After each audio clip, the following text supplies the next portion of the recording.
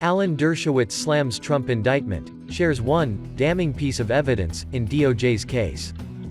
Trump indicted on 37 federal counts in classified DOJ investigation. Harvard law professor emeritus Alan Dershowitz offered his legal insight into the indictment of former President Donald Trump, saying special counsel Jack Smith had only one job when he was assigned to the case: get Trump. The 37-count indictment was released Friday and included counts of willful retention of national defense information, conspiracy to obstruct justice and false statements. Smith addressed the historic indictment of a former president by explaining that there is one set of laws in the country and they apply to everyone. Applying those laws, collecting facts, that's what determines the outcome of an investigation, nothing more, nothing less, he said.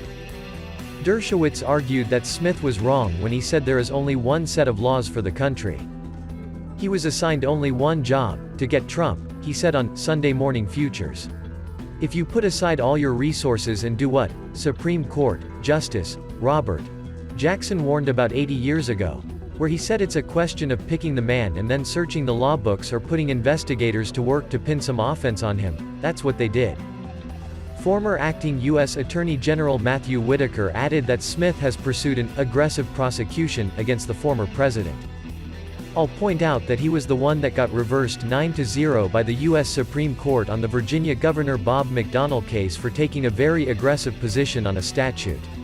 You know, the interplay between the Presidential Records Act, which says all documents are covered by that act, and the Espionage Act, which preceded it, and was passed in 1917 shortly after the U.S. entry into World War I, I think is going to be the most important issue that the courts are going to have to decide, Whitaker said. Trump is scheduled to appear in federal court in Miami on Tuesday. He maintains that he has done nothing wrong and plans to stay in the 2024 presidential race even if he is convicted.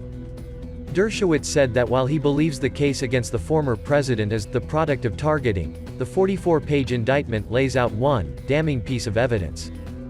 The indictment highlighted a recorded conversation Trump had in a 2021 meeting in which he acknowledged he had a document that he did not declassify.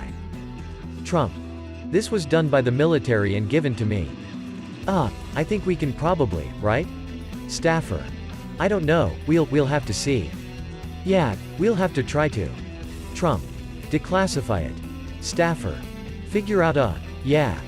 Trump: "See, as president, I could have declassified it." Staffer: "Yeah." Laughter. Trump: "Now I can't, you know, but this is still a secret." Staffer: "Yeah." Laughter. "Now we have a problem." Trump: "Isn't that interesting? There's one problem with that, and that is the tape recording in which Donald Trump foolishly waves a piece of paper and says, 'I could have declassified this, but I didn't. It's secret. Here, look at it.' Now, maybe he didn't actually allow the person to read it. But that tape recording, which can't be cross-examined, you can't say it's a flip witness or a witness who shouldn't have been able to testify. That's a damning piece of evidence," Dershowitz told host Maria Bartiromo. Now, the defense could be, "Hey, I had the right to have that piece of information because the Records Act permits me to have it." But that's going to be a kind of weak defense. I think this is a much stronger indictment than the Manhattan District Attorney Alvin Bragg indictment, but it's the product of targeting. He added that Trump is lucky. The case will be tried in Palm Beach County because he may get a sympathetic jury and has a good judge assigned to the case.